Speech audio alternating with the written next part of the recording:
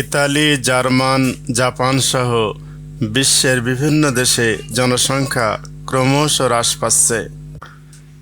জনসংখ্যা সংকটের কারণে কোনো কোনো দেশ অস্তিত্ব হারাবার আশঙ্কা করছে। জিনা ব্যভিচারের প্রতি ঝুঁকে যাওয়া, বিবাহ বন্ধনের প্রতি অনাগ্রহ, অত্যাধিক জন্ম নিরোধক ব্যবস্থা গ্রহণ, কর্মক্ষেত্রে নারীদের ব্যাপক অংশগ্রহণ ইত্যাদির কারণে আশঙ্কাজনক হারে ইউরোপ সহ পৃথিবীর বিভিন্ন দেশে জনসংখ্যা কমে যাচ্ছে। আলহামদুলিল্লাহ, ইসলাম মেনে চললে বিশ্ব কখনো এ ধরনের সমস্যার সম্মুখীন হবে না।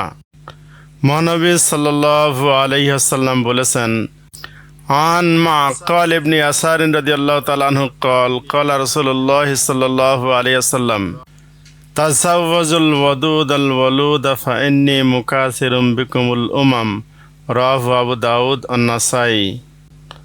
তোমরা বিবাহ করো স্বামী ভক্ত, পতি প্রণয়নী এবং অধিক সন্তান প্রসবকারিণী নারীকে, কেননা কিয়ামত দিবসে তোমাদের সংখ্যাধিক্যের কারণে আমি তোমাদেরকে নিয়ে অন্যান্য উম্মতের উপরে গর্ব প্রকাশ করব।